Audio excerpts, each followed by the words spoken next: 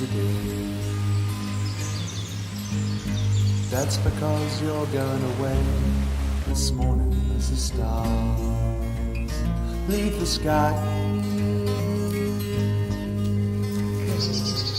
I'll be there on the platform waving you goodbye. Come on. Early morning brings an air of uncertainty, 'cause you're leaving me today. You're going away. I don't know what to think, but I guess I'll have a lot to drink, 'cause you're leaving.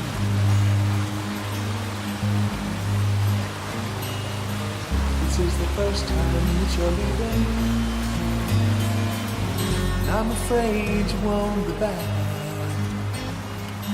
But I'm a man who is believing that love is more than just a fact in our lives. I know I'd last another day if I could only hear you say that you're coming back to me before tomorrow.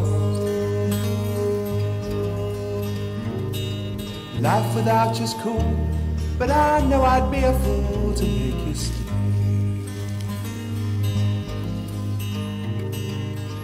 A ray of sunshine sometimes comes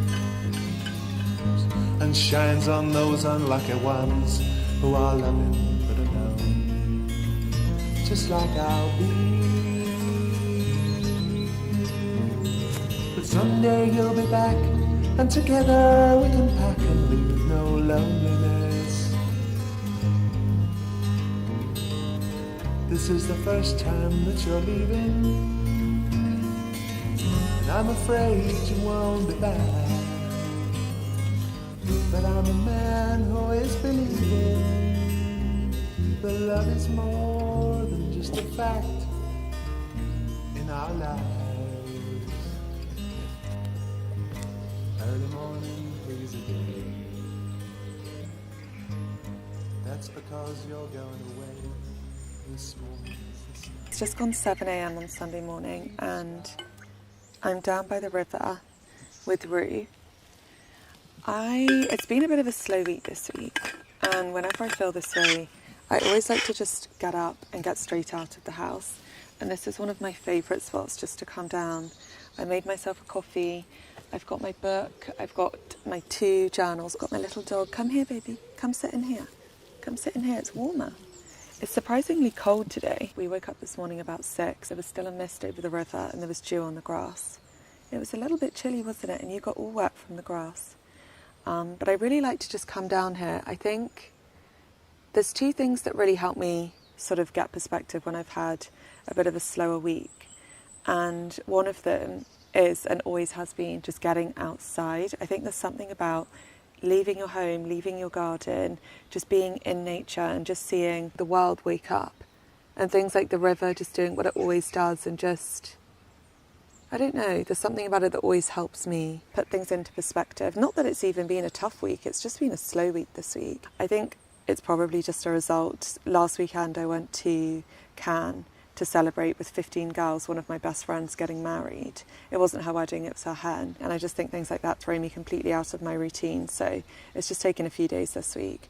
And I was feeling a little bit uninspired and a bit unsure of what I should share this week, because I just haven't done anything that interesting. It's not been that exciting this week, has it? And whenever I feel like that, I always just try and bring it back to why I ever started sharing anything in the first place. And I just always wanted to share just the reality of what life looks like week to week. So I thought this morning I would just bring you along to one of my favourite spots, and I thought I would just kind of share my thoughts from this week and the things that I've written down in my journal. So I have 2 journals. Well, one's a diary really, but I always start by just trying to organise my week in it, and then it always ends up being, well, it ends up looking like this. Look at this page. It's just basically a visual representation of all of my thoughts and feelings that I've had this whole week. And it just really helps me to get them out of my head and down onto paper. So I thought we could go through this and I would just share the things that have stood out to me this week and the things that have been on my mind. But before we get into this, actually, I haven't written down or even thought to myself or even said out loud 3 things that I'm grateful for yet this morning. And that's a practice that I really try my hardest to come back to, because I just think being really intentional about feeling grateful is so important. Because although we all say, oh, you know, being grateful is one of those things that we all say, I know I'm really lucky, or I know I have so much to be grateful for, but it always comes with a but. We use it sort of in context to say, I know I shouldn't complain, but I know I have so much to be grateful for, but I know I'm really lucky, but. So I just think being really intentional about being grateful and just sort of sitting for a minute in that feeling of being grateful, I think that's so important for so many reasons. I think the first thing that comes to mind this morning, and pretty much every morning, is just how grateful I am to live so close to nature. I think the outdoors and nature and the countryside and animals and wildlife and all of that sort of thing is something that I've always known is honestly kind of just intrinsically linked with who I am. It's sort of the most unmoving, unshakable part of myself that I think has been there forever. So for me, my proximity to nature and the natural world and my ability to just come and sit and listen to the river and the birds, and there's something about that that's so profoundly important to me in particular. I just feel extremely grateful to not only live here now, but to have always lived here really, and to have only ever known a life that is this closely linked with nature. I just feel really grateful.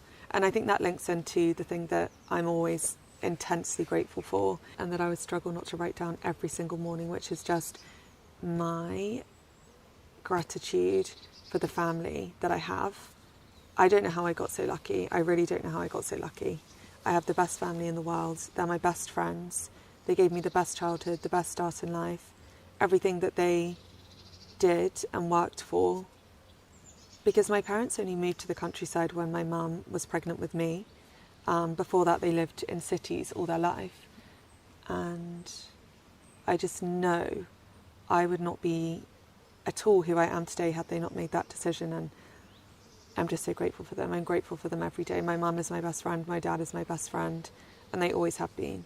And I can only hope that one day, when I have my own family, we have the same bond that I have with my parents. I'm always very grateful for that. And of course I can't mention family without mentioning Rue. I only have to look at Rue and just feel overwhelming love. Rue is the one thing that she really brings me back to that feeling every day, because I just look at her. I mean, how can you possibly look at that face and feel anything other than lucky? And then the third thing that I want to feel really intentional gratitude for this morning really ties into what we're going to come on and talk about, because it's something that I've definitely been feeling big feelings about this week and just having lots of thoughts on.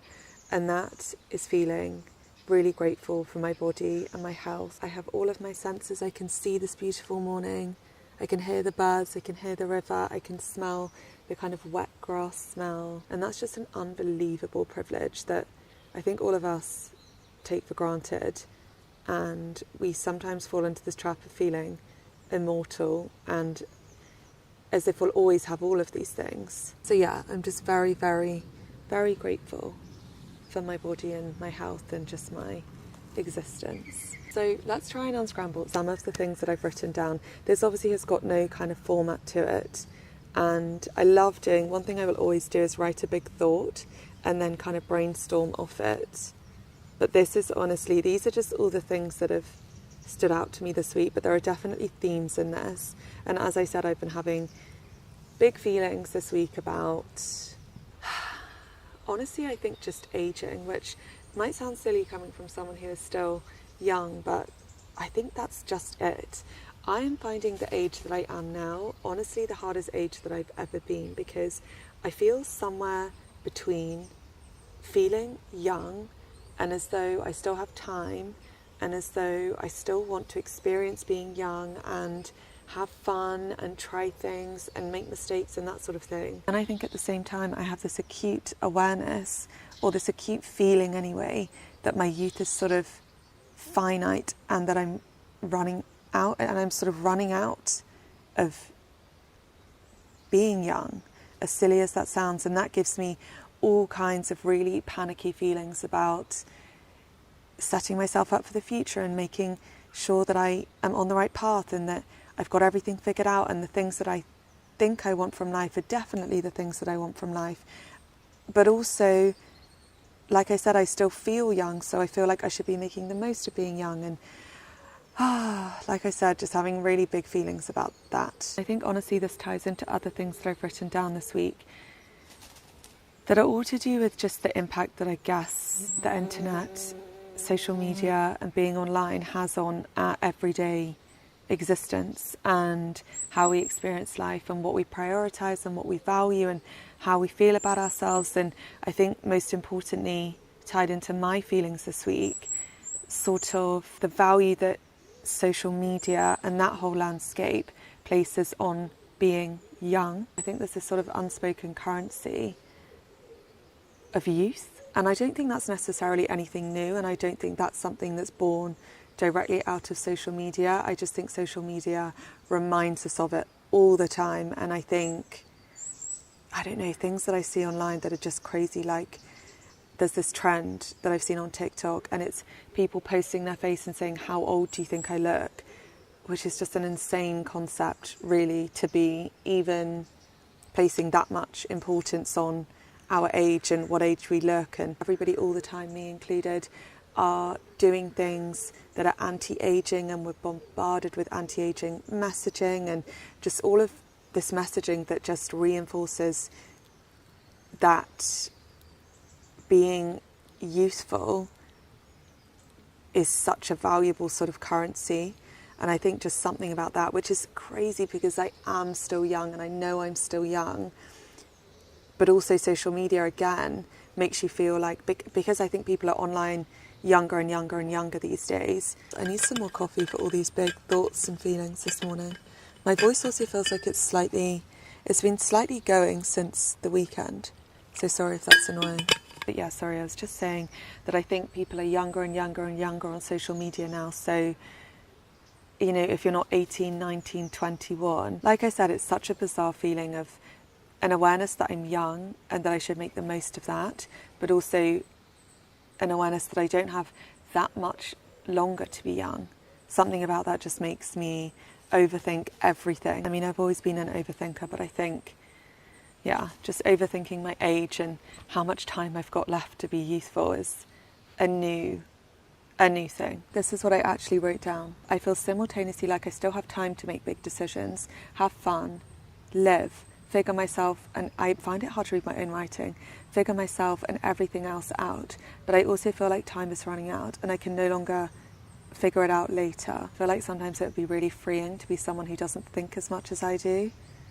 But then at the same time, I know that that's just innately me and it makes me me.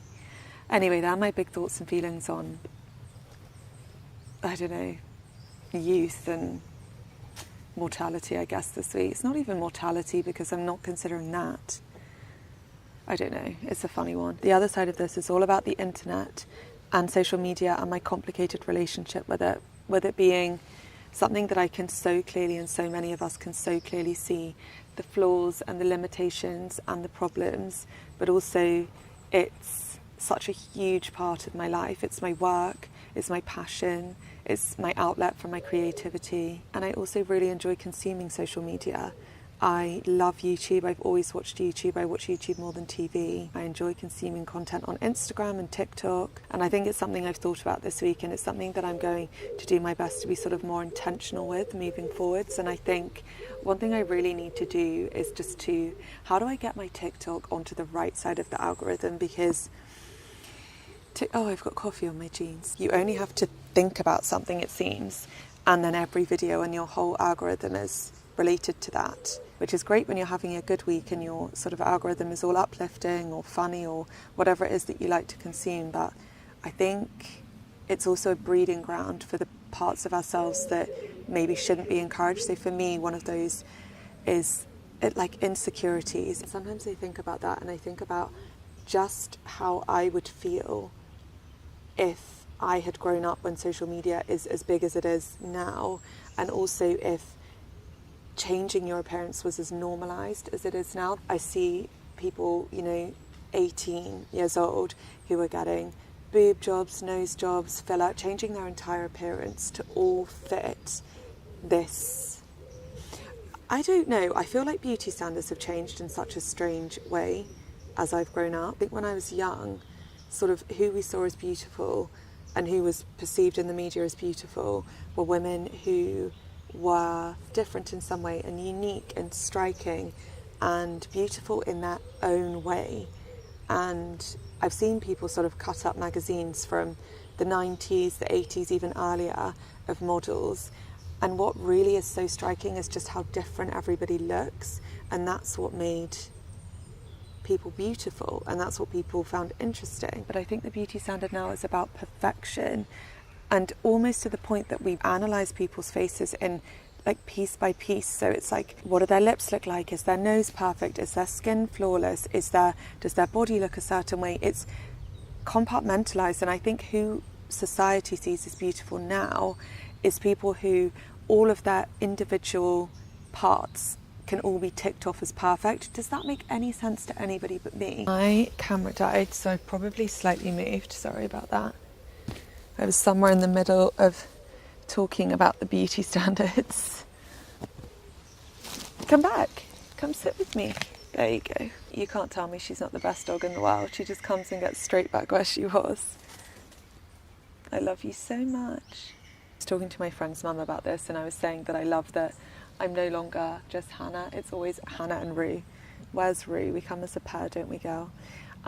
Anyway, I was just saying about the beauty standards and how they've changed, and I think my parents were the people that really highlighted this to me, because they pointed out that even the way that I speak about women and people that I find beautiful is almost in the same way, where it's so compartmentalised. I'll sort of say, she's got perfect hair, or she's got, look at her nose, it's perfect, or her lips are perfect.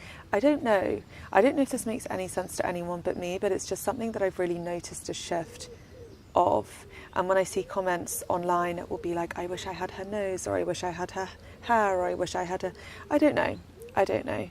It's almost just like the overall picture of just when we find somebody to be sort of strikingly beautiful has been lost, and it's more about, do they tick each component part of what the beauty standard is for a perfect nose, what the beauty standard is for perfect lips, what the beauty standard is for perfect skin, rather than just thinking she's a beautiful woman. Does that make any sense? And I have started to see this conversation happening online where people are noticing this and highlighting, some of the most beautiful women in the world, and how some of their features are not what we would consider to be perfect now, or to be sort of the beauty standard now. And I think that's just a really interesting way that the conversation has gone, but it's something that I have thought about. I just think, as somebody who struggled anyway growing up with feeling insecure, which I think is sort of just like I don't know, I think all of us have felt that way at certain points in our life. But anyway, as someone who did struggle with that anyway, I'm just so grateful that the beauty standard when I was growing up was not